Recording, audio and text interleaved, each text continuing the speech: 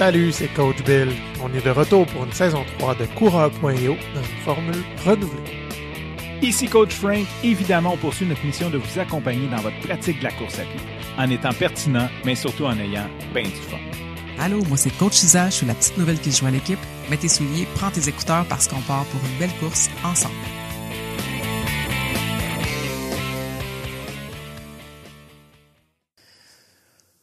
J'ai longtemps associé le terme « égo » à des personnes qui avaient un complexe de supériorité, qui se voyaient très importants, qui s'aimaient un peu trop, qui voulaient bien paraître. Pour donner une image de ce que je visualisais de l'ego, c'était comme un gars un peu fraîchier qui se bombe le torse, qui parle un peu trop fort pour attirer l'attention. Puis ça, c'est très drôle parce que c'était mon ego qui s'imaginait ça pour pas que je me rende compte qu'il était là, lui. Parce que dans le fond, moi, je me percevais pas comme ça, là. Moi, je suis pas un gars un peu fraîchier qui se bombe le torse qui parle un peu trop fort pour attirer l'attention. Mais il y a quelques mois, j'ai fini par faire un face-à-face avec l'ego. Puis là, je vous le dis, là, c'était pas un gars fraîchier qui se bombe le torse, qui parle un peu trop fort. Non, c'était un gros bébé lala, jaloux, peureux, qui met la faute sur les autres puis sur les événements parce qu'il avait trop peur. Peur de pas être parfait, peur de pas être à la hauteur. Un bébé lala, mais un bébé lala vraiment intelligent puis vraiment créatif pour justifier pourquoi ça va pas bien, puis pourquoi je doute, puis pourquoi je devrais abandonner. Une fois que j'ai identifié que, dans le fond, j'avais juste peur de perdre la face, ben mon bébé lala, il a disparu. Puis il est resté le reste. Il est resté le réel, que j'étais à la hauteur, que j'ai rien à prouver à personne, qu'il n'y a pas de danger, puis que je peux me détendre. Dans l'épisode d'aujourd'hui, on va se questionner sur c'est quoi l'ego? Comment on le démasque? Puis dans le monde sportif, comment ça se manifeste? Comment on peut le déjouer?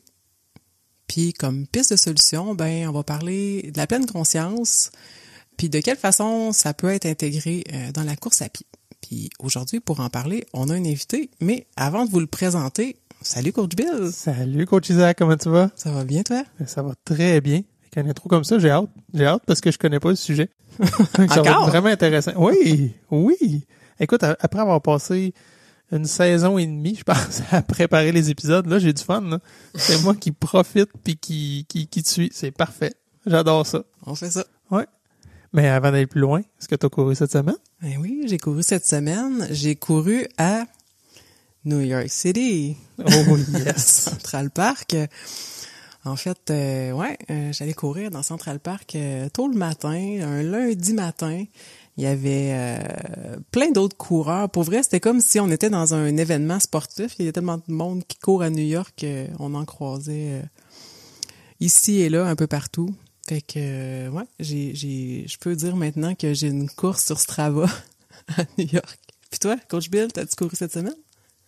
Ben, tu seras pas surprise d'apprendre que j'ai couru à New York, à Central Park, moi aussi. Tu m'étonnes. Ben oui. Puis, on a des auditeurs qui ont vu notre course, qui voulaient qu'on la compte, évidemment. Et puis, je pense qu'on va dire, hein?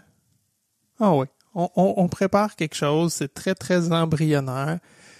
Ce qu'on veut voir, c'est découvrir des spots de course, puis vous les faire découvrir, vous montrer où on pourrait aller courir, des répertoires de où aller courir pour coureurs, c'est pas fréquent, du moins moi j'en connais pas.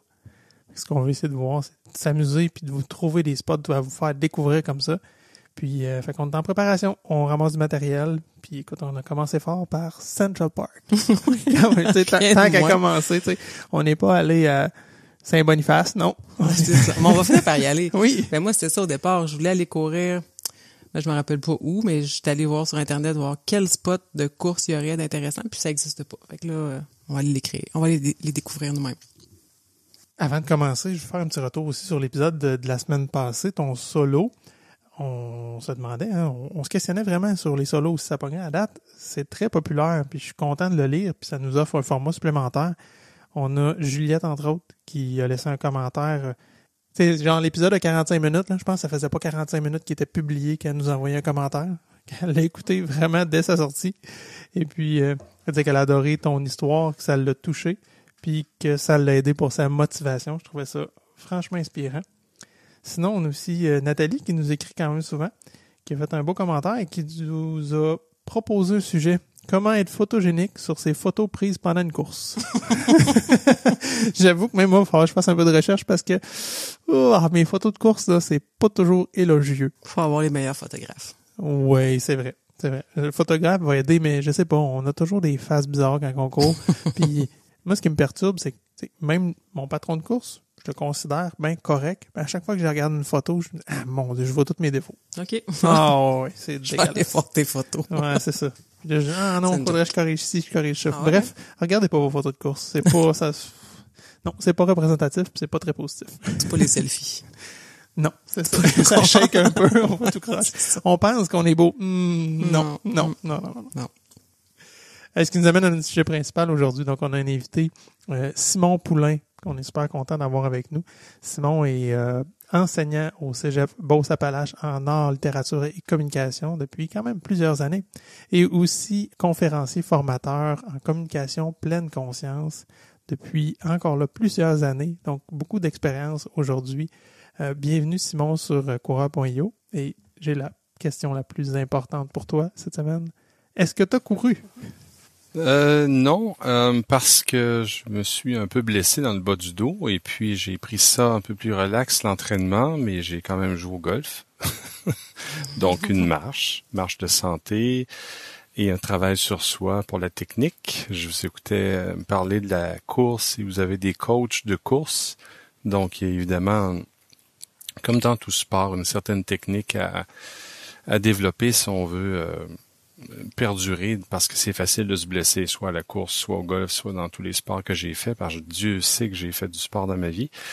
Donc ça prend un peu la maîtrise de la technique, et après, il y a tout un état d'esprit, pour pas dire de conscience, qu'il faut avoir pour progresser. Sinon, entre autres, le golf est peut-être le pire, je pense. Et ça me fait penser, justement, la semaine passée, mon frère me disait, il a vu cette image. C'est un homme qui est complètement débiné de la vie. Je pense qu'il y a une cigarette avec un truc d'alcool, puis il dit « Avant, j'étais heureux, maintenant, je joue au golf. » Comme quoi, le défi sur lui-même était trop grand. Et je pense que vous rencontrez peut-être un peu ça aussi si c'est un sport qui est exigeant. Généralement, c'est exigeant quand on s'investit beaucoup. Et c'est une bonne chose en un sens de se mettre en marche et de sortir de certaines zones de confort. Mais le but, on le découvre rapidement, c'est de se découvrir soi. Découvrir la course, oui, et les bienfaits de la course, et après se découvrir soi dans la course. Donc tout ça se passe entre soi et soi. Et c'est pour ça que je parlais de golf, ça se passe entre soi et soi, et notre ego peut s'emparer de beaucoup de parties de notre corps et de notre esprit pendant qu'on joue. Alors c'est... Pour avoir joué au golf dans le passé, là, je confirme, c'est un sport qui est excessivement mental. Si ça ne va pas bien dans ta tête, ça n'ira pas bien au golf. C'est clair. Et pour la petite anecdote, avant qu'on rentre dans le sujet de la course, je suis tombé par hasard sur Steve Jourdain, qui est un homme qu'on dit éveillé. Et puis, par hasard, j'ouvre la vidéo. Il dit, la première phrase qu'il dit, il dit, le salut de l'âme, c'est le golf. Okay. Je suis parti à rire. Je dis, d'où ça sort, ça? Il l'a essayé, il l'a éprouvé, puis ça prend un espèce de mental puissant pour déjouer l'ego, parce que l'ego veut s'emparer de tout. Et ça peut devenir rapidement l'enfer. Et donc, si vous dépassez ça, vous êtes rendu un sage. Quand tu es capable d'identifier, déjà, c'est un début. Quelqu'un qui connaît pas du tout, là, ça peut être drôle, hein? Oui, si tu le souhaites, Isabelle, et merci de m'avoir invité en passant, Billy et Isabelle, ça me fait vraiment plaisir. Parler de l'ego, oui, parce que je me souviens pas si tu l'as fait, Isabelle, parce que tu es retourné à Trois-Rivières au moment peut-être qu'on était rendu là. On a fait un atelier, on a fait 2 ateliers sur l'ego. J'étais supposé en faire simplement un, et ça finit qu'on en a fait 2. On a passé finalement 16 heures sur l'ego. Et en terminant les 16 heures, les gens ont dit on aurait besoin d'un autre 16 heures, parce que c'est quand même colossal, c'est l'enjeu d'une vie. Arriver, entre guillemets, à transcender ou à dépasser l'ego, parce que c'est le premier saboteur dans une vie, c'est l'ego, à tous les points de vue. Et effectivement, il faut comprendre un peu comment il fonctionne. Là, on n'a pas beaucoup de temps, on n'a pas 16 heures, mais peut-être commencer par une certaine évidence. Et là, je vais aller rapidement aux phrases clés des ateliers. L'ego se construit sur la peur. Donc, si vous avez un gros ego, entre guillemets, tu parlais des gros égos, puis on a tous un ego, oui, mais les gros égos, plus l'ego est gros, est massif et dense, et généralement, il est violent, et il est appuyé, il est construit sur la survie de lui-même et la peur, et toutes sortes de peurs. Donc, plus vous rencontrez quelqu'un qui, on va dire, qui est déposant lui-même, les gens vont dire, il est zen, il est sage, il est pas réactif, il est centré sur l'essentiel, mais probablement que son ego est très minime parce que ses peurs sont dépassées. Un peu comme un petit enfant, ma fille, elle a 7 ans et demi, on en parlait tantôt. Et puis, elle est pétrie de peur. Un enfant, c'est beau, c'est merveilleux, c'est touchant, ça vous décroche un rêve, c'est beau, mais un enfant, c'est pétri de peur. Ma fille, je l'ai caressée avant qu'elle s'endorme, je flattais les cheveux, j'aime partir, papa, reste encore un petit peu, papa, j'ai besoin de toi pour dormir. Si on n'est pas là, ils s'effondrent complètement. Ils n'ont pas encore trouvé d'assises intérieures pour avancer dans la vie. Et quand on avance, nous, dans nos vies, ce qui nous a permis d'avancer, paradoxalement, c'est la confiance. On dit la confiance en soi, la définition de soi, notre personnalité, et rapidement, c'est l'ego. C'est-à-dire qu'on se construit une image de soi-même. Parce qu'on pourrait dire, il y a un point de vue qui semble être objectif, c'est-à-dire, j'ai réalisé tel truc, il me semble que j'ai telle qualité, tel défaut. En gros, on pourrait dire presque de façon objective. Et après, il y a le regard qu'on jette sur nous-mêmes par le biais des autres. Parce que l'ego se construit tout le temps par le regard des autres, pas par le regard de soi-même. Donc, on se construit une image de moi. Qui suis-je par rapport aux autres? Quel est le discours qu'ils ont sur nous? Comment je peux arriver à le contrecarrer? Comment je peux le bonifier? Et c'est là que se joue finalement une espèce de Facebook mental. On a des murs, on est en train de liker, pas liker, de ghoster des gens. Dans notre tête, on le fait. Finalement, quand on regarde comment Facebook, pour ceux qui sont encore sur Facebook, c'est souvent les vieux comme moi, là, mais les gens qui sont encore sur Facebook, parce qu'on me disait que les jeunes n'étaient plus là. Mais Facebook a été construit, finalement, c'est presque essentiellement la structure de l'ego. C'est-à-dire qu'on peut rapidement déraper simplement en se considérant nos vies, nos réalisations, en se photographiant. Il faut que je parle de moi, il faut que je m'assure que je suis aimé, reconnu, qu'on me donne une valeur. Parce que si on me la donne pas, j'arrive pas à me la donner moi-même, je m'effondre. Donc, je m'appuie sur les autres, je m'appuie sur le regard des autres. On revient donc à la réalité de l'enfant qui se construit par le regard de papa, par le regard de maman et des pères plus tard à l'école. C'est tout le temps par les autres. Mais si on lui retourne pas ce regard-là, l'enfant, l'adolescent s'effondre complètement. Et parfois même les adultes, et parfois même les grands adultes. C'est-à-dire des gens qui sont dans cinquantaine, soixantaine, ne vivent que par le regard des autres. Donc, c'est une personnalité qui est fragile, qui est dépendante et qui donc est appuyée sur des peurs. Et l'ego, il est là. Donc, voilà comme préambule. C'est toute une intro, puis moi, ça m'a amené à plein de questions, là. J'aimerais ça oui, faire quand même un petit parallèle ou ramener ça un petit peu à la course. T'as parlé des peurs. Puis j'aimerais ça qu'on puisse peut-être nommer certaines peurs des sportifs ou des coureurs. Puis moi, j'en ai en tête, puis j'aimerais ça, Isa ou Simon, vous entendre là-dessus. Mais la peur de l'échec, la peur de même nous-mêmes se pas sentir à la hauteur, la peur de ce que l'autre va penser si je vais pas à ma course, si je la finis pas aussi vite que j'avais dit, si je finis après mon ami, si je finis avant mon ami, comment il va me percevoir. Ouais. Moi, je pense à ça, en tout cas, entre autres au niveau des peurs. La peur de me blesser, d'en faire trop, d'en faire pas assez, de pas être assez près. Mm-hmm. Écoute, si tu veux qu'on parte là-dessus, effectivement, ces peurs-là, on pourrait parler, parce que moi j'ai fait du sport, on pourrait dire un peu de compétition, là, sans dire de haute compétition, mais j'ai joué dans les ligues de soccer contre Québec, là, ça jouait dur, ça jouait vite, et puis c'est impressionnant. Mais ça, j'étais au sommet de ma forme à 28 ans, je me faisais peur moi-même. Et puis, à un moment donné, évidemment, et même dans le sport, je parle le hockey surtout, c'était d'abord de prouver ma puissance, ma force, et c'est peut-être plus fort chez les garçons, c'est-à-dire cette idée qu'on doit montrer pas nos muscles, même si on aime ça les montrer, en plus que je faisais des poids et haltères, mais c'est de montrer à quelque part le plein potentiel physique, un peu comme la réalisation, tout ce que mon corps peut me donner. On dirait qu'on a envie de le démontrer aux autres. Et puis la meilleure façon de le démontrer aux autres, c'est pas en courant le 100 mètres. Je l'ai fait, j'ai fait de l'athlétisme.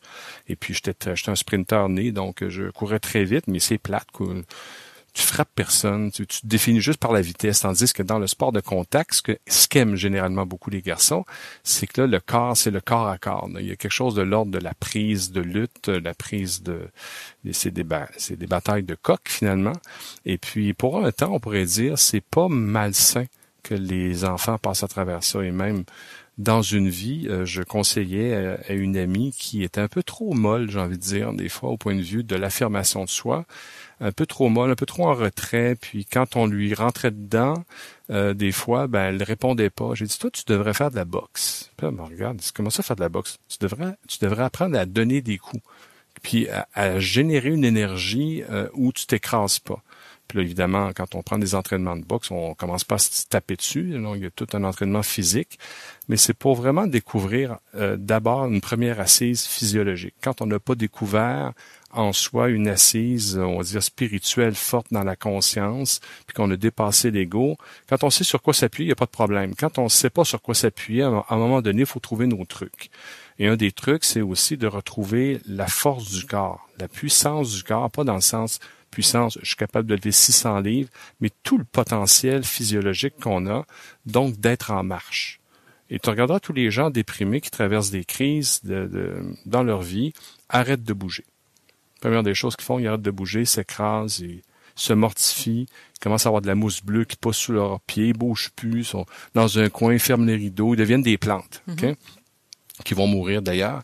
Et c'est le premier signe de quelqu'un qui est vivant, c'est qu'il se met en marche. Le corps est fait pour bouger. Le corps n'est pas fait pour rester assis.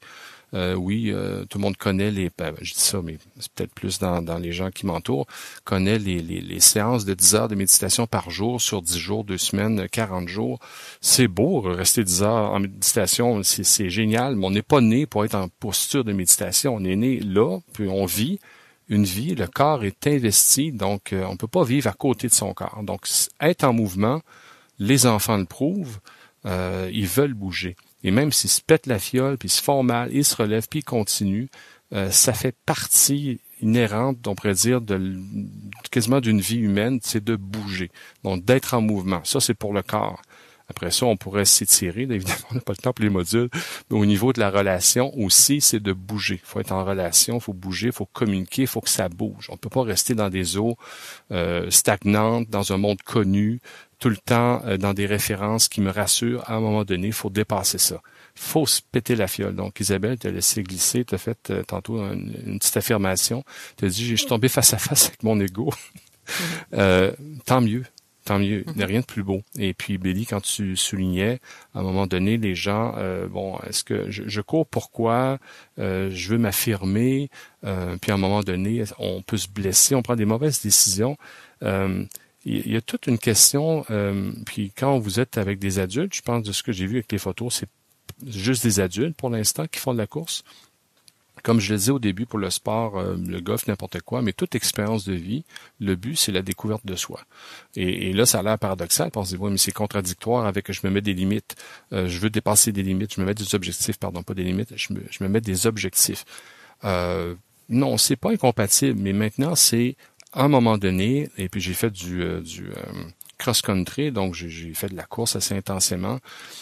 Dépasser ses limites, essayer de trouver le second souffle et tout, c'est quand même des épreuves. Mais si c'est dans une démarche de rencontre de soi à soi, ça peut être complètement enivrant d'une part, parce que le corps est dans une réjouissance dans la performance. Quand il réussit quelque chose, il se dépasse, il y a vraiment quelque chose de merveilleux. Puis vous le savez, hein, après la course, le sport, toute activité physique intense, les endorphines, la sérotonine, tout est sécrété pour célébrer. Et puis on est ivre de notre prestation, performance, engagement dans une équipe, dans n'importe quoi. Il y a un effet de gang. Vous avez un effet de gang quand vous êtes ensemble. J'ai fait des sports d'équipe, donc j'ai senti ça, l'espèce de meute. Hein? Vous courez en meute, comme c'est l'héritage animal. On est là, puis c'est correct et c'est bien. Donc, il y a quelque chose à découvrir là-dedans, mais en même temps, il faut voir que tout ça, c'est l'occasion d'aller à notre propre rencontre. Donc, quand des fois, comme là, je suis blessé, faut que j'y aille, premièrement, faut que je ralentisse, qui est peut-être difficile pour vous aussi, qui faites la course. Puis on vous dit, ben là, tu dois ralentir cette semaine, Billy, pas de course, ou petite course, ou marche olympique, ou quelque chose de différent. Puis là, tu fais comme, oui, mais là, moi, je suis pas de même, là. Moi, je suis un gars qui court, tu sais, tout le monde sait que je cours plus vite que tout le monde. Et là, l'image de soi-même apparaît, puis au lieu de nous servir, parce qu'au départ, elle nous a peut-être servi à nous pousser un peu, on va dire, hey, c'était pas mauvais, hein, tu sais, je me suis pompé un petit peu, je me suis gonflé le torse, puis j'ai été capable. Puis un mois après, on se blesse en rentrant du bois, puis on fait, oh, là, je vais avoir l'air du petit vieux en arrière. C'est fantastique, mais c'est comme, il faut le rencontrer, le petit vieux. Parce que d'une part, dans une vie, si on va sur une tranche de vie, dans une vie, tout va ralentir. Donc, il faudra faire des deuils avec tout. Et ça, si on ne l'apprend pas maintenant, au compte-goutte, on va l'apprendre à coup de face à face et de claque dans la face de la vie qui va dire, écoute, là, arrête de te prendre pour Superman, tu n'es pas Superman.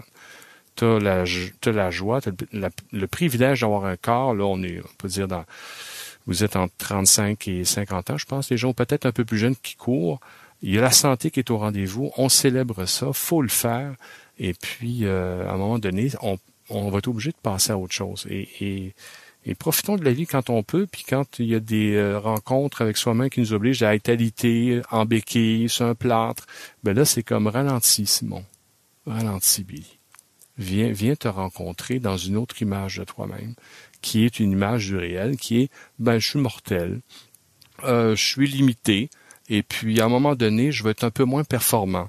Et de se découvrir dans cette autre image qui est très mouvante, parce qu'en réalité, quand on regarde ça de près, de l'enfance jusqu'à nos 97 ans, 7 ans à 97 ans, on ne fait que bouger, on est toujours en mouvement. Mais ce qu'on veut pas, l'ego n'aime pas, c'est le changement.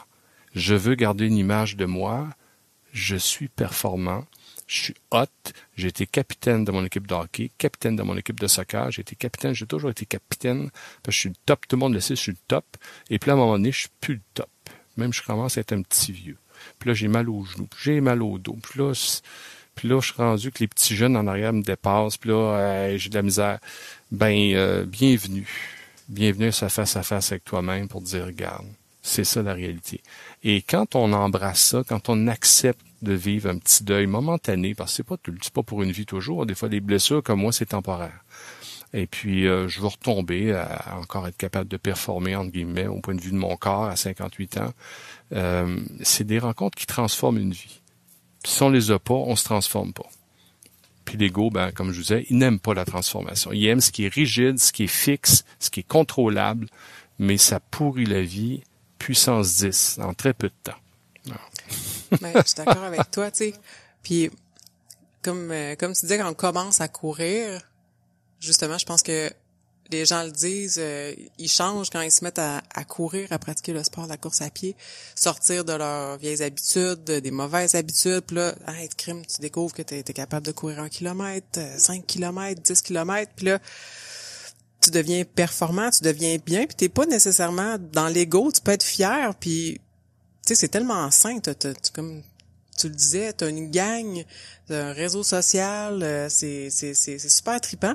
Puis là, il arrive une blessure. Là, c'est les peurs, justement, qui embarquent, dire je veux pas perdre mes amis, je veux aller à mon événement dans 3 semaines, puis je veux être avec eux autres, je veux être ses photos. Tu sais, la peur de perdre ses amis ou la peur de perdre ses acquis, ça fait 5 ans que je m'entraîne, puis que je suis au top de ma forme, puis là, je sais pas moi, une fracture, 6 semaines dans le plâtre en béquille, je vais perdre mes acquis. Fait que là, c'est tout le temps ces peurs-là. Puis, rendu là, je pense que ça peut être correct d'avoir ces peurs-là, de peur de perdre ses amis, peur de perdre ses acquis. Mais là, où je trouve que l'ego fait un sale travail, là, c'est si tu tombes dans des réflexions, dire, je vais perdre mes amis, là, quelqu'un qui t'a pas envoyé un message, c'est bon, ça y est, si je suis plus son ami, puis là, elle me voit comme de la merde, puis là, tu y réponds bête, puis là, tu deviens comme négatif, tu deviens lourd, t'accuses les personnes autour de toi, puis là, tu tombes dans un tourbillon d'enfer, alors que au final, il s'est juste rien passé, là. t'as juste une blessure, puis il y a personne qui t'a abandonné. Ça fait juste 3 jours que t'es blessé. Il y a personne qui s'est rendu compte que tu courais plus parce que t'as juste pas couru pendant 3 jours. Puis c'est juste la spin que t'as eu dans ta tête. Puis c'est ça, dans le fond, l'ego qui vient. Ben oui, c'est le saboteur numéro 1. Écoute, si on y va du côté pratique, là, c'est évidemment pas un atelier que je donne présentement, mais un des premiers indicateurs que l'ego est en réaction, qui est en train de prendre un peu le contrôle de la situation, si on peut dire. Il nous fout le bordel en prenant le contrôle de la situation. Donc là, l'ego, la première marque, c'est le souffle est altéré. Okay. Si je suis détendu, là, comme vous voyez, je vous parle, je suis relativement détendu, puis là, je me sens piqué par toi, Isabelle. Tu sais, première des choses qu'on observe, c'est que le souffle est coupé. Le diaphragme devient raide. Je vais probablement commencer à avoir les gencives qui serrent, pas les gencives, mais le mâchoire, et je vais montrer, puis les poings ont envie de se serrer, on sent tout le corps se crispe. Le premier indicateur, le plus évident, parce que si vous n'êtes pas habitué de décortiquer le mental et tout, il faut être intrépide et très conscient de soi-même. Quand on a fait plusieurs ateliers, c'est peut-être plus facile, mais quand on connaît rien à ça, on se dit, mais comment je fais comme ta question, comment je fais pour repérer l'ego? Première chose, c'est que ton corps se crispe. Quand un corps se crispe, c'est signe qu'il est en situation de défense. Il se défend. Puis rapidement, il se met en mode attaque. Donc, Billy me dit quelque chose de déplaisant. Bon, pas mieux, toi, Billy, la dernière fois. Puis là, tout de suite, tout à côté que je réponds, et il m'envoie un petit coup, j'en envoie 2, 3. Je suis déjà dans mon ego. Mais ça, c'est de voir que, premièrement, le premier signe des gens, c'est pas pour rien qu'on fait de la méditation ou des centrations, les gens se concentrent sur le souffle. Alors, il y a plusieurs choses à dire sur le souffle. On pourra en parler aussi pour la course. Mais au niveau spirituel, il y a quelque chose de très, très fort. Maintenant, juste en relaxation, les gens travaillent la respiration, comment bien respirer. Et probablement que vos coachs en course vont vous le dire, il y a une façon de respirer. Même chose en natation, on respire d'une certaine façon, sinon tu te brûles. Alors, ça c'est pour augmenter, on pourrait dire, la capacité du corps, à l'endurance, à la performance, et ainsi de suite, selon ce qu'on veut. Mais au niveau de la présence à soi, c'est de découvrir que rapidement, mon souffle est rendu raide. Et mon corps commence on se sent, ça commence à tirer ici, là, comme les animaux. On a envie de ruger. Et quand ça commence, forcément, si le corps est crispé rapidement au niveau émotionnel, les émotions vont devenir justement les émotions les plus déplaisantes qui remontent. Le mental s'en empare, tout ce qui sort, c'est de la merde. Donc, commentaire sur soi, commentaire sur l'autre, qu'il soit verbal ou non, si c'est dit si dans ma tête, je me suis fait un scénario et un cinéma par rapport à ce que tu disais, il me like, je l'aime pas. Cette espèce d'agitation-là est une agitation qui s'appuie sur le corps. Si vous êtes parfaitement détendu, vous faites une centration, puis on vous pique, vous allez faire comme wow, c'était pas gentil, il me semble. On fait comme c'était une vacherie, mais on s'aperçoit que c'est une vacherie. On reconnaît la vacherie qui est dirigée vers nous, mais on la prend pas personnelle, comme on le dit. Ça veut dire que c'est pas l'ego qui l'a intercepté, c'est simplement j'étais en pleine présence, en moi, et le gars en face de moi a un problème, visiblement. Il a décidé que je pourrissais la vie simplement parce que je marche à côté de lui ou que je cours ou n'importe quoi. L'ego trouve des problèmes là où il n'y en a pas. C'est sa grande créativité. Donc, c'est pas pour rien qu'il faut l'intercepter très tôt. Donc là-dessus, rappelle-toi, on faisait dans un des exercices des marches conscientes. Mm-hmm. Les marches conscientes, c'est tu marches le soir pour ceux qui sont blessés puis qu'il faut qu'ils recommencent à marcher parce que c'est une cheville. Je me suis foulé des chevilles rien qu'en masse. Donc, à un moment donné, il faut que tu remarches naturellement. Sinon, là, tout le corps devient croche. À un moment donné, on prend conscience qu'on a une cheville. Hein? Puis, il y en a des os dans la cheville. Hein? Puis, il y a des métatarses, puis l'astragale. Puis, tout ça. Et il y en a des muscles puis des nerfs. On découvre notre corps. On est sensible à notre corps. On devrait être comme ça tout le temps. Ça a l'air bizarre. Mais comme je le disais dans mes ateliers, dans mon cégep, j'ai des grands corridors avant d'arriver à mes cours, des fois où aller à l'auto, au stationnement, c'est long. Je fais des marches conscientes, ça dure 2-3 minutes, simplement sentir le corps qui bouge, simplement se réjouir d'avoir un corps qui bouge, que toutes les parties sont à leur place et que je suis pas malade, et puis voilà, c'est pour 58 ans, wow, la vie est belle. Et donc, à force de faire ça, on découvre un plaisir à être dans l'instant. Et on se détend. On détend le corps, on détend le monde émotionnel, on détend le mental. Et là, déjà, vous êtes sur la voie de la santé. Et après ça, si vous voulez, et si les gens ont fait un peu de course ou de sport dans leur vie, ils vont dire, ben, c'est beau la marche, mais je suis capable de plus. Donc, allez-y avec la course. Puis oui, la course, pourquoi pas. Maintenant, les objectifs de course sont pour découvrir soi-même, encore une fois, son propre corps, ses limites, et rencontrer ses limites, ses peurs, et s'amuser à les dépasser. Pas dans une espèce de challenge de faut que je le montre à Billy, mais bien de tu sais, quand je me dis, et ça, là, ça va rencontrer probablement, ben, les gens qui nous écoutent, c'est peut-être des bons coureurs déjà, des bons sportifs, mais les gens qui nous écoutent et qui ont des bonnes défaites, là, pour ne pas s'entraîner, là. On a fait un épisode complet là-dessus. J'ai un ami, là, il y a pas longtemps, un ami de longue date, qui me dit, faudrait que j'ai pris du poids un peu, faudrait que je m'entraîne, là. Il a dit ça à Noël, là. Il a dit ça à Pâques, il a dit au début de l'été, puis on était rendu à la fin de l'été. Je dis, là, arrête, tu me permets-tu, là, ça va faire. Arrête de dire que tu vas t'entraîner, tu t'entraînes, c'est tout. Demain matin, tu t'entraînes, tu ouvres un YouTube, tu regardes n'importe qui. Il y a des tonnes de vidéos sur des exercices au sol avec poids, pas de poids, mouvement rapide, pas rapide. Il n'y a aucune excuse. Tu n'es pas obligé de te payer un coach. Il y en a des centaines sur YouTube. Tu t'installes un tapis où tu mets des formes à terre, un drap, puis tu bouges. Ouais, mais là, j'ai pas de programme. Non, j'ai dit, tu te mets à terre, puis tu bouges. Il n'y a aucun enfant qui se dit, hey, c'est quoi mon programme de mouvement aujourd'hui? Qu'est-ce que je développe? Il bouge. Il bouge, il part. Il a compris que c'est la vie. Alors, les gens qui se disent, ouais, je sais pas, là, faudrait que je m'inscrive à un gym. C'est pas vrai. Tu veux te mettre en marche, mets-toi en marche, mets-toi 3-4 poids à terre, bouge. Tout ce qu'il y a entre les poids, la course, le mouvement et toi, c'est tes pensées. C'est ton ego, c'est n'importe quoi. Ah, mais là, je me suis jamais entraîné, je sais pas si... Voyons donc, le corps sait bouger. Tu prends un poids, tu vas t'apercevoir, c'est trop pour toi. Tu prends une course, ben faire 1 kilomètre, c'est déjà beaucoup. Probablement, tu serais mieux d'alterner marche et course pendant un certain temps. Découvrir tes limites, bon, après 3 jours, qu'est-ce qui se passe? C'est une merveilleuse rencontre. Mais les gens qui disent, ben là, à un moment donné, je vais me trouver un coach, je vais me trouver une équipe, je vais me trouver une meute qui va me motiver pour aller courir. Non. Et ici, là, on peut faire le tour du lac, là. Commence par faire une marche tous les jours. Ça prend 25 minutes de faire le tour. Fais-le. Puis à un moment donné, tu accéléreras le pas, puis à un moment donné, tu feras des petites alternances de 10-15 secondes de course. Il n'y a aucune raison au monde pour pas commencer.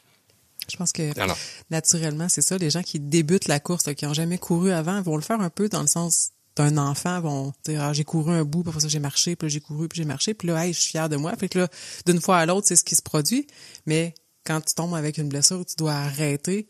Là, tu veux recommencer, puis là, tu te dis, ah ouais, là, il me faut un plan. Puis là, tu suis un plan à la lettre, mais t'écoutes plus ton corps du tout. Là, t'es plus à l'écoute de ce qui se passe. Hein.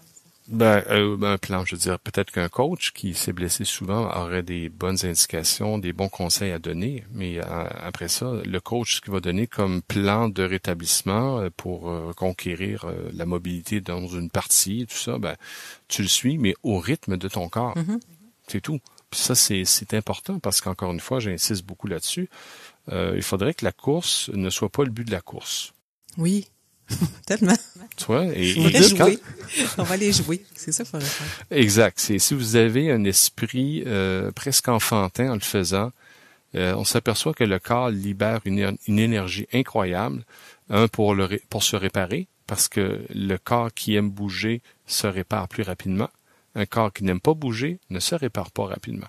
Donc, on va exactement dans le sens de notre esprit. Alors, si l'esprit est enfantin, joueur, taquin, ben comme quand on est enfant, on se dépasse, au fond, hey, aujourd'hui j'ai couru comme un malade, puis on court encore, puis on court, puis pourquoi pas, puis le lendemain, on est à moitié mort, puis c'est drôle, puis on se masse, puis on hurle, ça fait donc ben mal, mais on se sent vivant, c'est merveilleux ça. Donc ça, l'esprit enfantin, probablement le plus important pour faire du sport, surtout que c'est l'idée même du sport, se déporter de soi, sortir de soi et aller vers quelque chose qui est un peu comme l'inconnu, parce que quand on n'a pas bougé beaucoup dans la vie, comme j'en connais, à un moment donné, de se mettre à bouger, à s'entraîner, c'est un monde qui s'ouvre.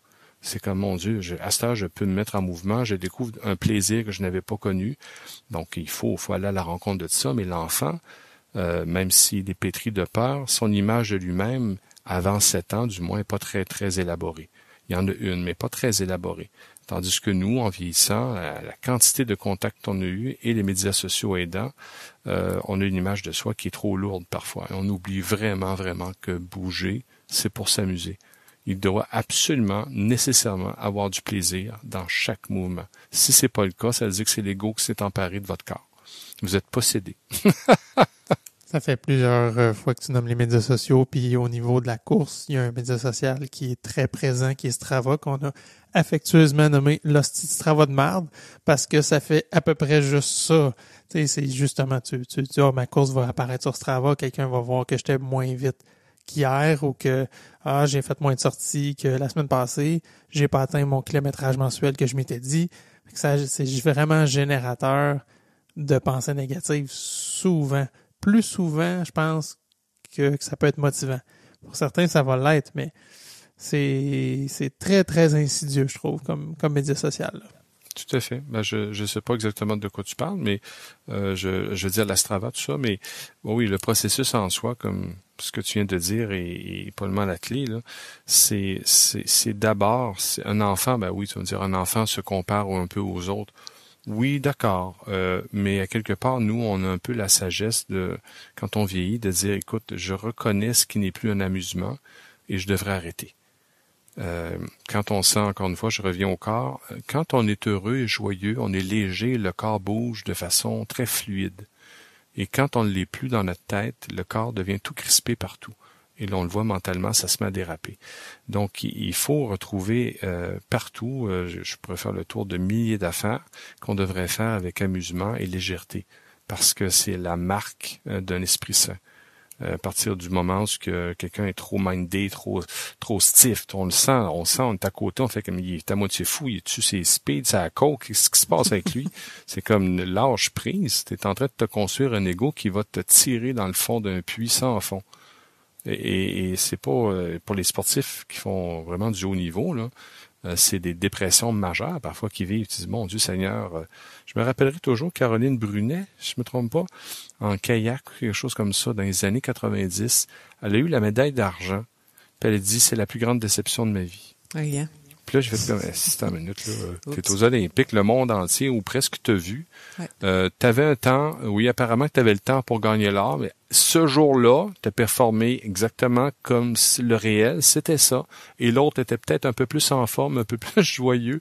Puis lui, il y a quelque chose qui l'a amené à faire un dixième de seconde de plus. Je sais plus, des fois, c'est rien, les différences.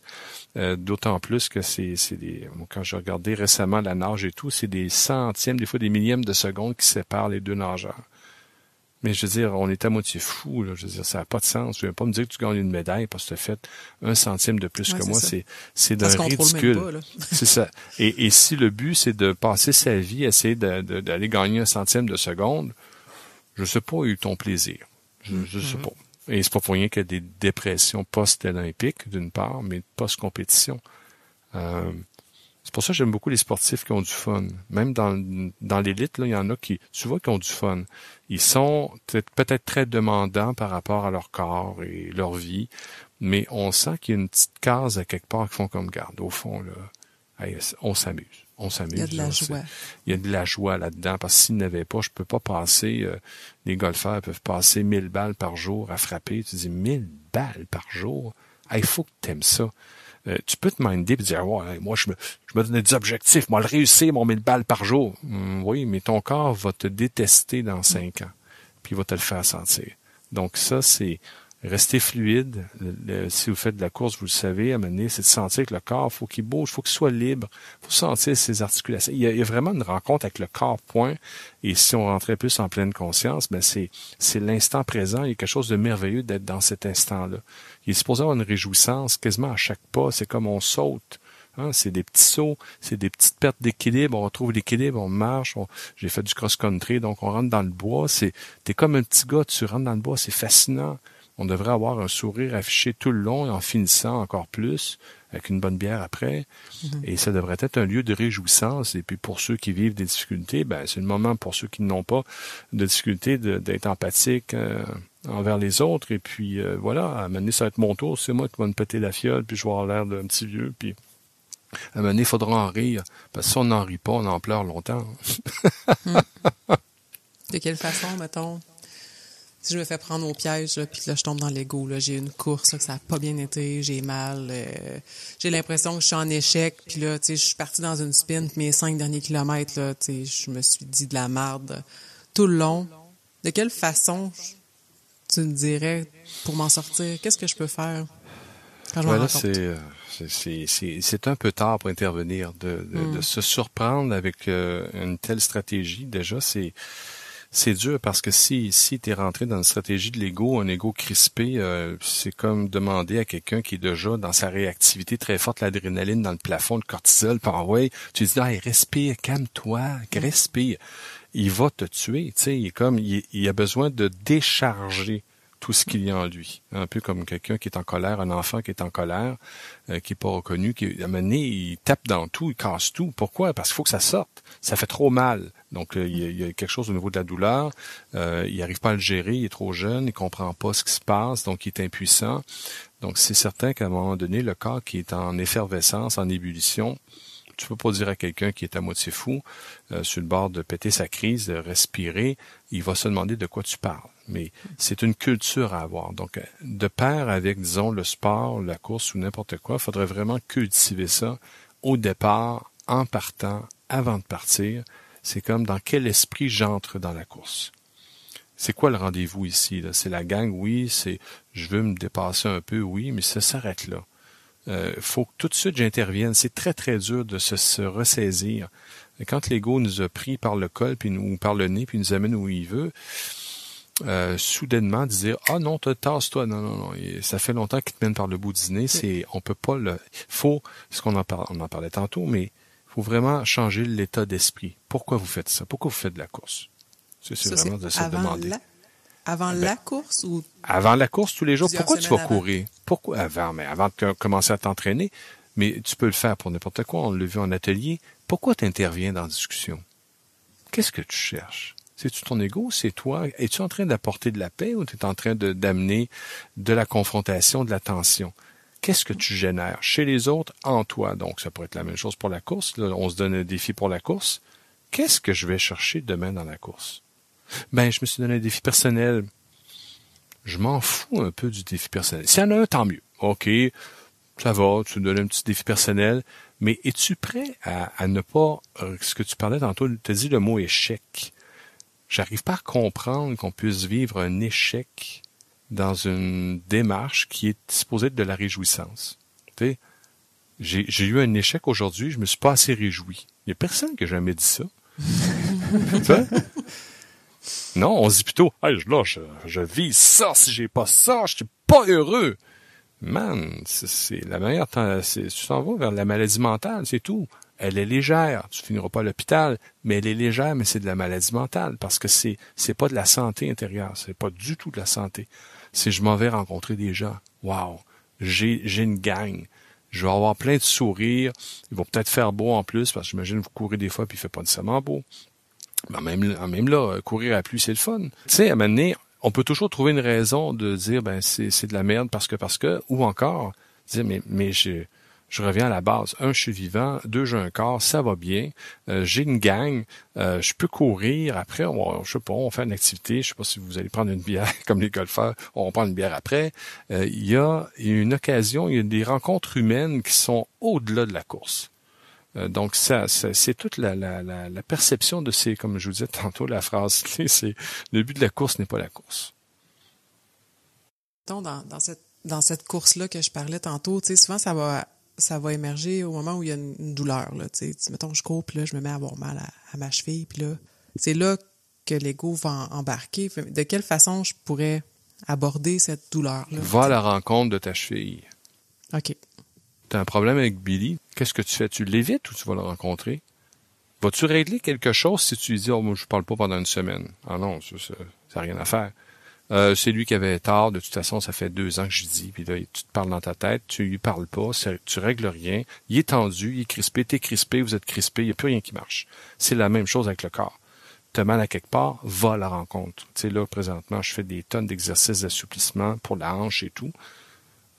Je vais à la rencontre de ma douleur. Il faut que je réapprenne à respirer. Il y a quelque chose qui s'est pas seulement crispé au niveau du diaphragme pelvien, donc il faut que je réapprenne à respirer. Pourtant, je fais des exercices de respiration, mais il y a quelque chose, il y a une place dans une position où je respire mal. Il faut que j'aille à la rencontre. Et quand je le fais, malgré tout, parce que là, ça me ralentit un peu, je trouve ça magnifique. C'est une forme de méditation. C'est une forme de... Voilà, je suis avec moi, puis je prends le temps.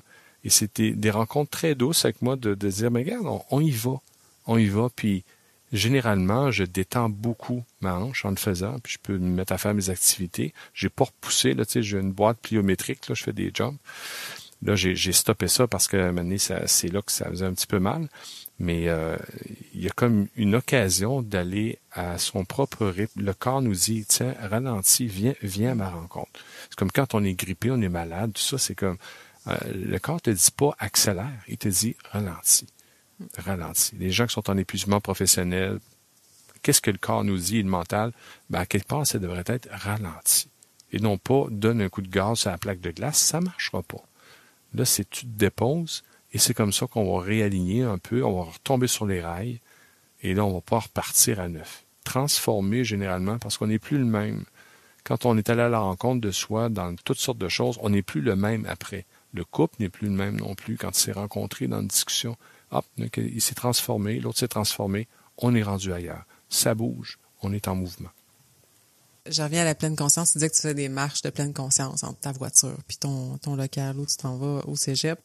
Mettons, pour quelqu'un qui a jamais pratiqué de la pleine conscience, de quelle façon tu lui dirais de le faire pour partir pour une course à pied?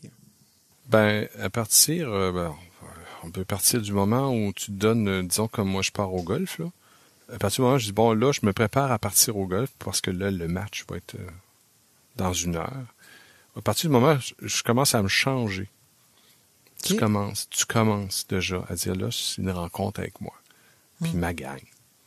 Puis de se mettre dans la joie. Hey, je m'en vais courir. Tu peux trouver tes espadrilles belles. Ton linge est génial. T'es bien dedans.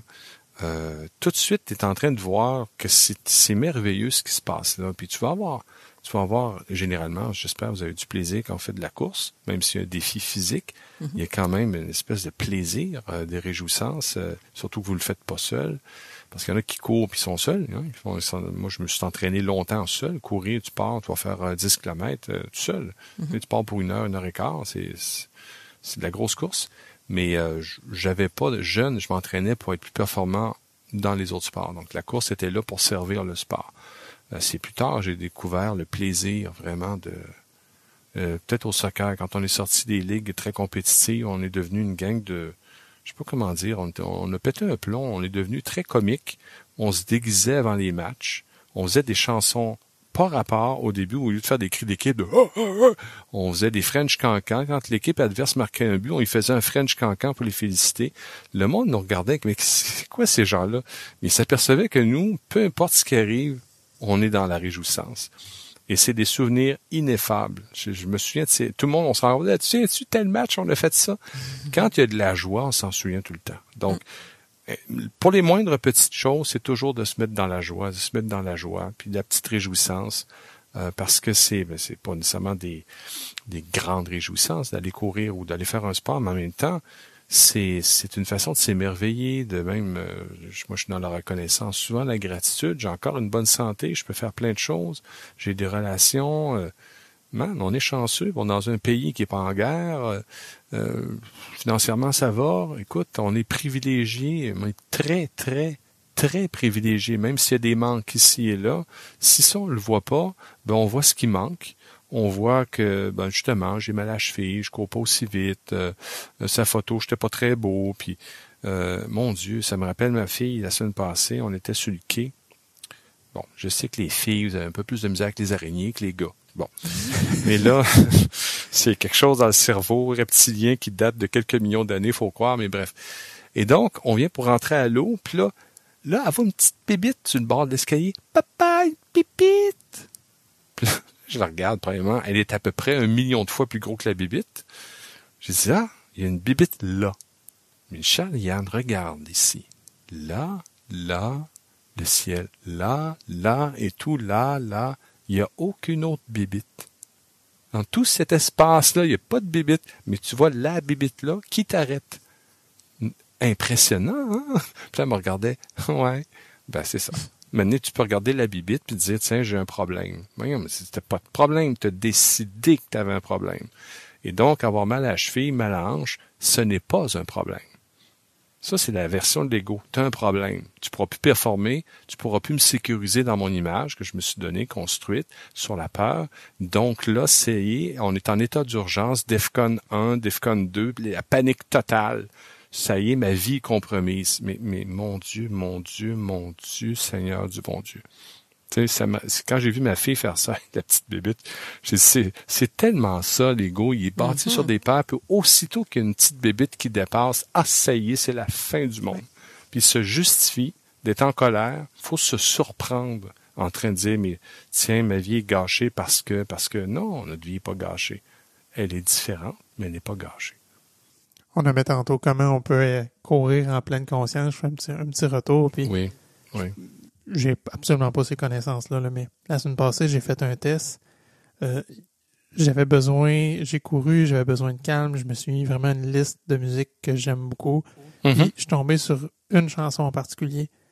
Puis, elle jouait, puis je me suis rendu compte que j'étais vraiment parti dans des pensées plutôt négatives. Hey, non, je vais arrêter, je vais recommencer cette chanson-là. Puis, je veux l'écouter au complet.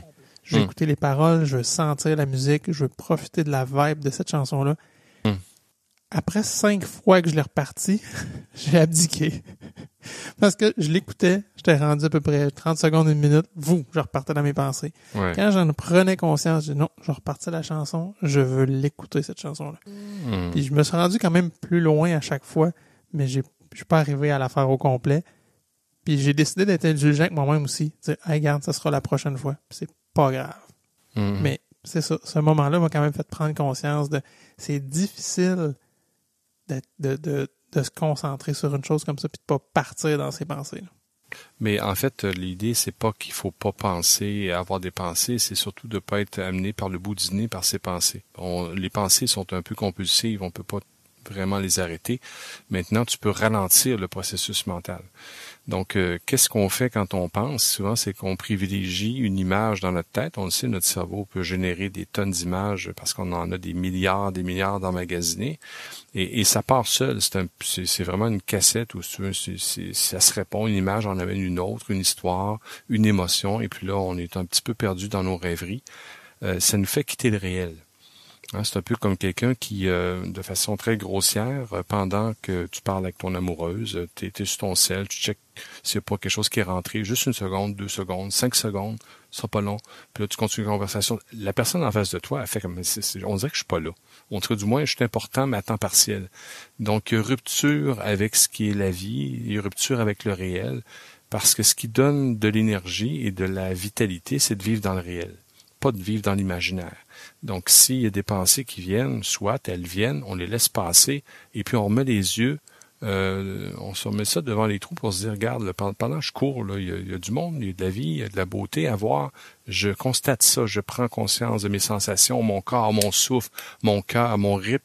Je suis dedans, je l'apprécie, je reste dans le corps, je sens l'air frais qui rentre, et puis je m'aperçois, tiens, j'ai les épaules un peu trop crispées quand je cours, je relâche, je suis dans l'instant. Tu demanderas à un alpiniste de haut niveau s'il a le temps de penser à beaucoup de choses quand il est sur le flanc d'une montagne. Plus il pense, plus il frôle la mort. C'est que ces gars-là, ils pensent pas. Mais c'est par instinct de survie. Comme toute personne qui fait des choses par instinct de survie, ils n'ont pas le temps de penser. Sinon à l'action même et puis la réaction.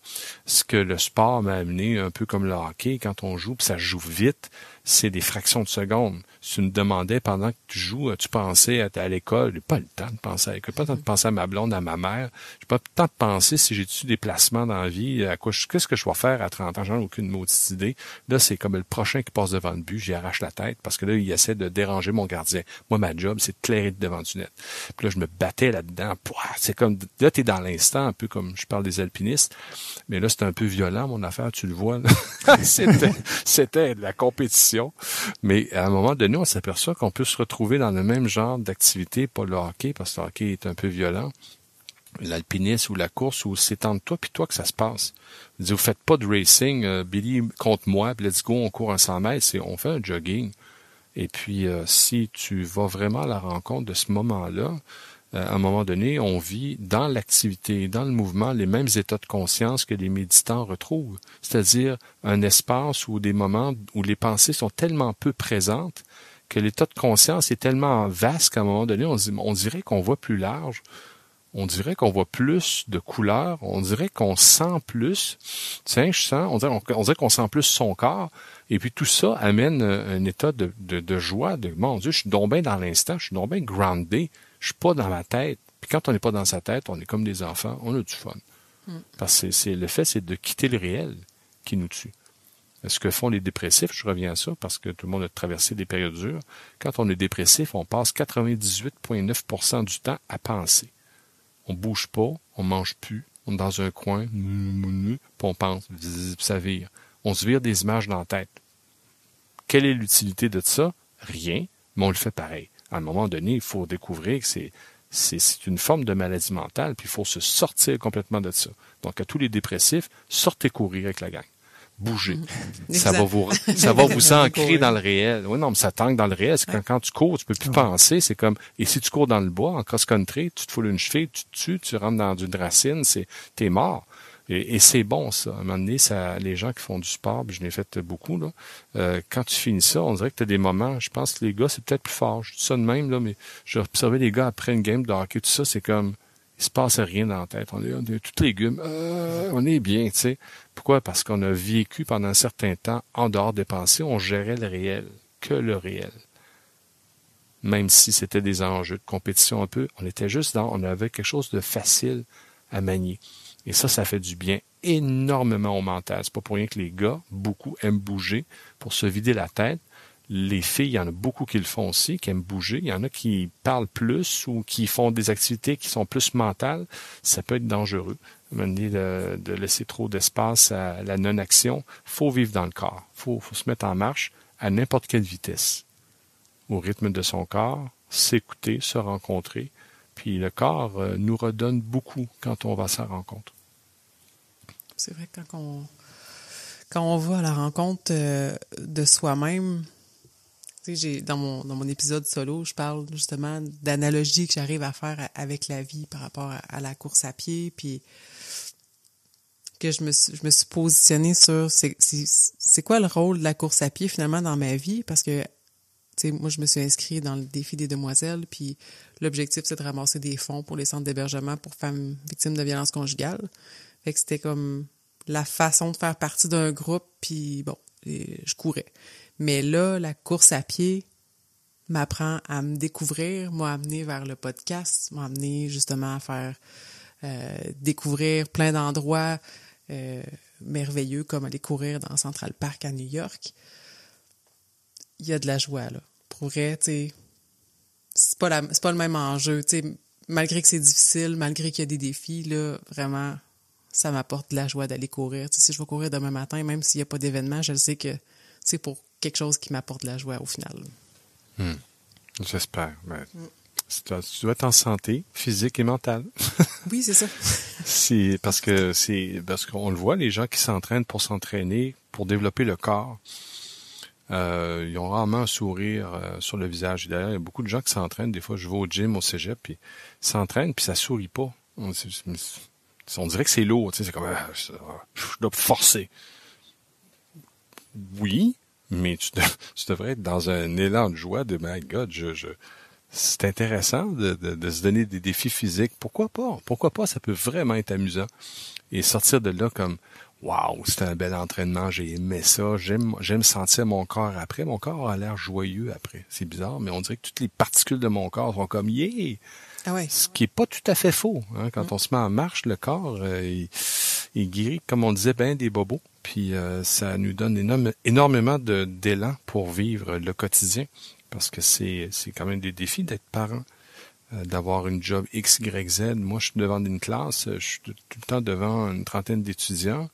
Je suis un peu comme toujours en conférence, c'est sûr. Donc, étant devant du monde, pas en forme, pas de souffle, pas de qualité de présence, je fais une dépression, c'est pas trop long. Hein. Non, mais c'est vrai. Faux cégep, ouais. Ben, je dirais, au secondaire, c'est pas le plus exigeant, puis au primaire, et ceux pour qui c'est difficile, c'est comme, il faudrait aménager plus d'espace. Faudrait que les profs, primaires, secondaires principalement, mais primaires, aient des plages pour se reposer. C'est tellement un défi de taille de prendre nos enfants, une 20, 28 dans une classe, qui sont pas tous nécessairement bien intérieurement, puis il y en a beaucoup qui font de l'anxiété et les contextes parentaux sont compliqués. Et puis il y a des gens qui arrivent d'ailleurs. La question de il y a vraiment des défis majeurs au primaire. Ça devrait être la place où on prend le plus soin des profs au monde.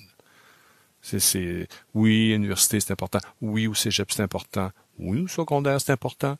Mais au primaire, c'est ces 6 années-là, là, faites en sorte que vos profs soient heureux, bien et en santé et donnez-leur de l'espace. J'ai combien d'amis qui ont fait des carrières au primaire qui ont écourté et puis qui étaient brûlés, travaillaient tous les soirs, ils ont de la misère avec les parents, c'est des défis psychologiques qui sont quand même plus élevés que moi pour la peine là, au cégep.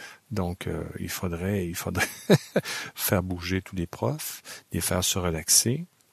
Et puis voilà, de mettre de la joie dans les classes en mettant moins d'étudiants d'ailleurs. Là, je suis en train de changer un petit peu le sujet, mais quand même. Non, c'est parallèle. Moi, j'allais dire, je lui suggère d'aller courir sur l'heure du midi pour couper la journée, mais comme tu dis, bouger. Oui, moi j'ai la chance et un privilège d'avoir un gym dans le cégep. Je descends là, dans mon bureau, je me change, en 2 minutes, je suis au gym. Je remonte, je peux faire une méditation. J'ai une chaise bergère dans mon bureau, je peux faire une méditation. Ça a l'air bizarre, mais je fais 1 à 2 méditations dans mon bureau par jour. Non, c'est ça. Il y en a qui vont dire, mais c'est bizarre. Mais non, c'est pas bizarre. Ça prend ça. À un moment donné, il faut que le mental décroche. Il faut que tu sois juste dans l'instant, point. C'est comme ça que tu vas durer. Sinon, c'est ça. Tu es très tiré, puis la vie est donc difficile, et puis c'est le signe que le corps est malade.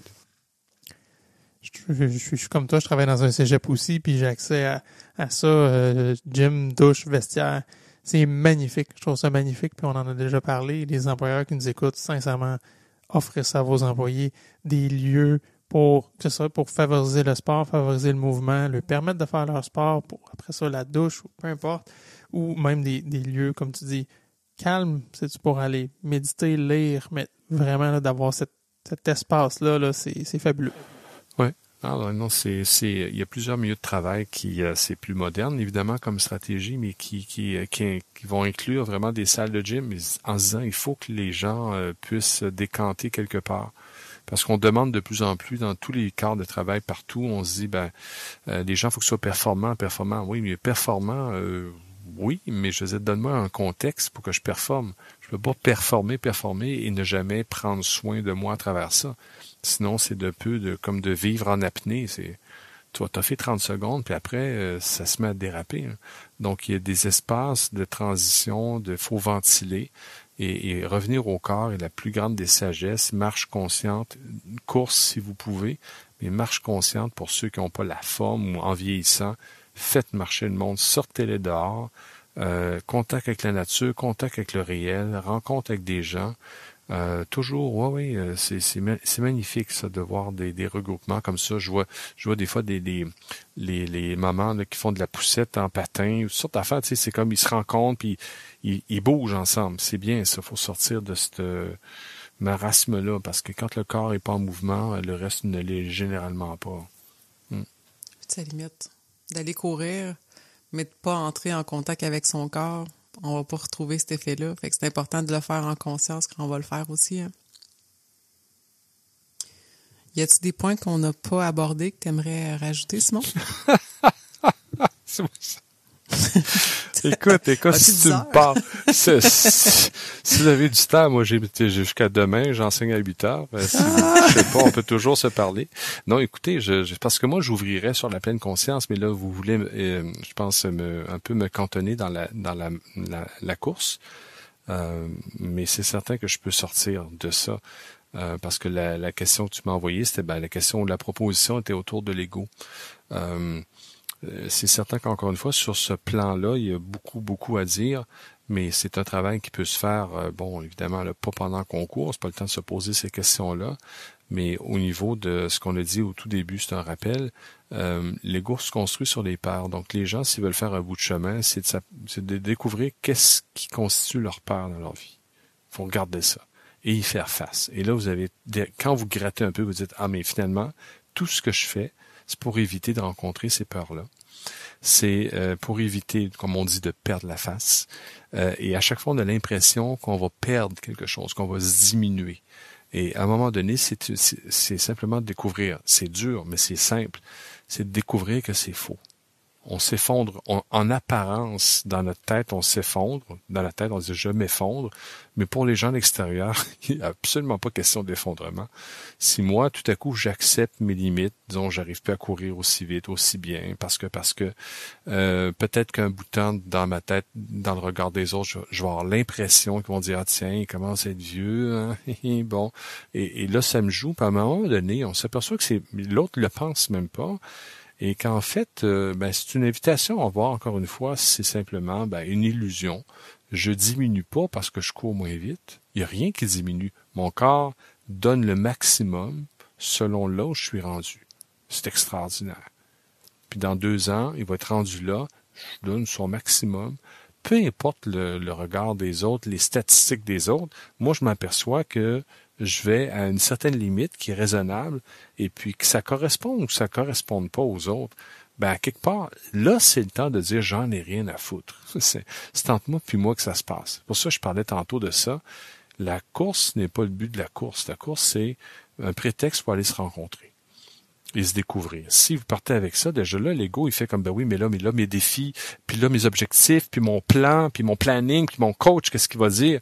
Tu sors dehors, te rencontrer la vie, juste ce minding-là, rentrer dans le souffle, se détendre et de voir que c'est très, très simple, vivre en dehors de son ego. Je dis en dehors, mais c'est pas en dehors, mais pour comprendre que à un moment donné, la préséance de l'ego, elle est presque 100% dans une journée. On est presque toujours dedans. Parce qu'on commente tout, on commente les autres, on se regarde, on est presque toujours là-dedans. On est obsédé par le petit hamster qui tourne. On lui donne une force de loi. Ce qu'il dit est probablement vrai, donc je l'écoute. À un moment donné, il faut simplement apprendre à vivre en dehors de toutes ces références-là. Donc, méditation, pleine conscience, oui, mais sport, course, courez, puis courez dans le réel, puis courez dans l'instant. Donc, Billy, oui, écoutez de la musique, pas de problème. Le danger, c'est de retourner dans la musique et d'autres références qui te font oublier le son de ton souffle. À un moment donné, t'entends plus ton souffle, t'entends plus la nature, t'entends plus le vent, t'entends plus tes pas. Donc, juste ça, là. Tu sais, il y a des méditations que c'est écouter votre cœur battre, écouter le son de votre souffle. Vous allez me dire, mais c'est quoi le but? Fais-le pendant une demi-heure. Je te garantis un état de transe que tu n'as jamais connu de ta vie. Mais c'est parce que le mental va dire, oui, mais qu'est-ce que j'ai à retirer de ça? Il n'y a pas de trophée, il n'y a pas de médaille, il y a juste un état de conscience, de bien-être et de paix que tu n'as jamais rencontré. Ouais, mais là, il y a personne qui va le voir, ça. Ça se met pas sur Facebook, une face en paix. C'est quoi? Et, il est où le sticker de je suis plus en paix que l'autre? Il y en a pas. C'est comme, l'ego, il fait, oui, mais j'ai rien à retirer de ça. Mm-hmm. C'est ça. Puis à un moment donné, tu t'aperçois, mais my God, c'est donc bien cool de vivre en n'ayant plus de référence de l'image moi. J'en ai plus. Je deviens quasiment comme, j'ai oublié de me raser, puis c'est ça. Je suis là plus vieux aujourd'hui. Regardez-moi, j'ai l'air plus vieux. C'est ça, c'est la vie. Pourquoi pas? Ça apaise énormément le corps, les émotions et le mental. Dire oui, c'est comme ça, c'est tout. Pas de commentaires, hein? C'est dans les 3 principes de pleine conscience. Isabelle, tu t'en souviens? Ah oui. On va faire du montage. Ça, c'est se déposer dans une certaine verticalité en soi, ne pas juger, ne pas commenter. Hein, et accueillir dans une bienveillance tout ce qui se présente. Donc ça, c'est de pas juger, de pas commenter, je pense que c'est probablement l'effort le plus grand que tout le monde devrait faire chaque jour, de dire arrêtez de commenter, pourquoi il faut autant commenter tout ce qui se passe? Vous allez me dire, oui, mais c'est intéressant, small talk, on se parle. OK, un petit peu. Après ça, faut s'apercevoir que tous les petits commentaires, les jugements qui se font en dedans, nous empêchent de creuser dans l'essence de la vie, dans l'essence des autres. On dirait qu'on n'est pas capable de vivre sans faire référence à plein de choses. Non, juste l'instant est riche, il est plein. Puis à un moment donné, tu sens que dans le silence, comme les amoureux, dans le silence, tu dis, my God, il y a tellement de stock et c'est beau, c'est un beau silence. C'est une belle, c'est le bruit de la nature, c'est pas rien les bruits de la nature, c'est beau. Et puis à un moment donné, on le redécouvre. Puis à un moment donné, on fait comme, je préfère plus écouter de musique. Parce que la musique m'empêche d'être en contact avec le réel.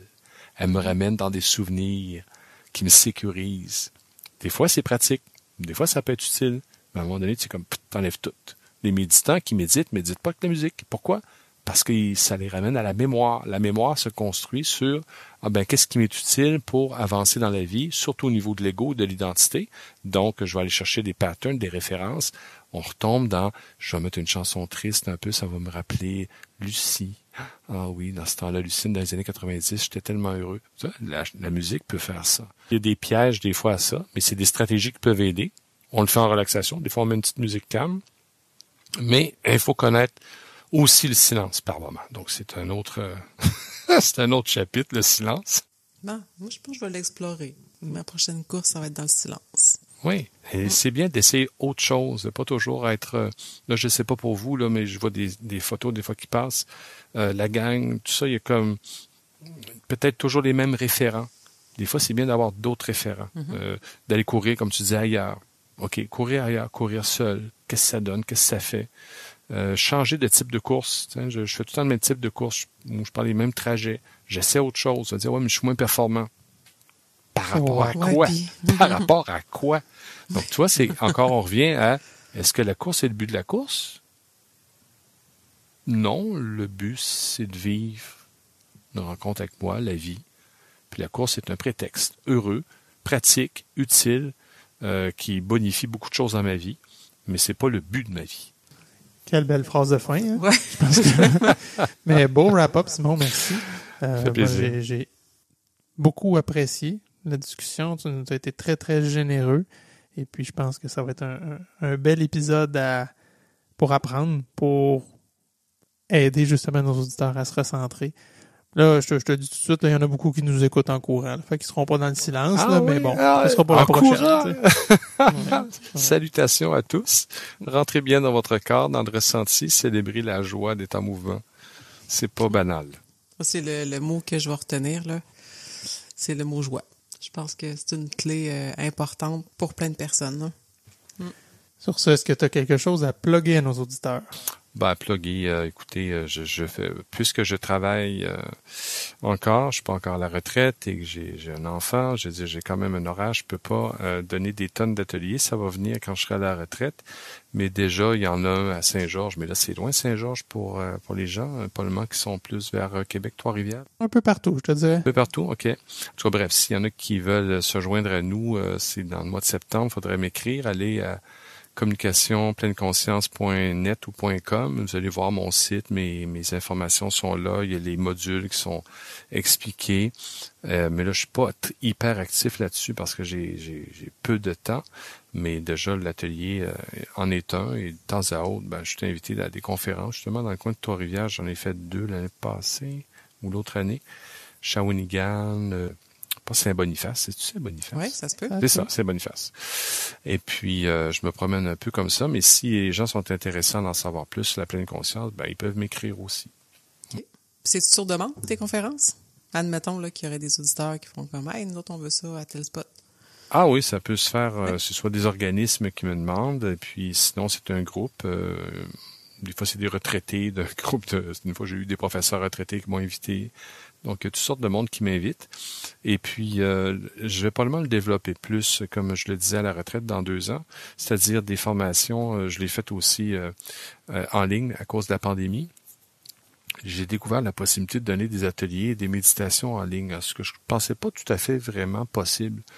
Mais je l'ai fait et ça a été très payant au niveau de la découverte, c'est-à-dire que il y en a premièrement qui m'entendent beaucoup mieux quand je dirige une méditation avec des écouteurs que quand on est dans une salle. Et puis même si on peut pas faire les mêmes exercices, on pouvait faire rencontrer les gens sur Internet, les pairer. Donc on faisait ça dans Zoom. Et puis après ça, il y a eu donc des gens qui se sont greffés par Internet qui n'auraient pas pu venir à Saint-Georges. Et donc je vais probablement l'ouvrir à ce moment-là, donc de dire il y aura des ateliers, des formations à Saint-Georges dans des locaux et aussi sur Internet. Alors, en temps et lieu, je vous lancerai les invitations. Fait que sur ce, Simon, qu'est-ce qu'on souhaite à nos auditeurs? Bonne course dans la joie. Ici Coach Frank. Avant de vous quitter, si vous avez aimé cet épisode, une bonne façon de nous aider, c'est de partager cet épisode avec un ami. Bien sûr, vous inscrire au podcast, nous laisser un review 5 étoiles et un commentaire sur Apple Podcasts ou Spotify serait énormément apprécié. Okay guys, like and subscribe.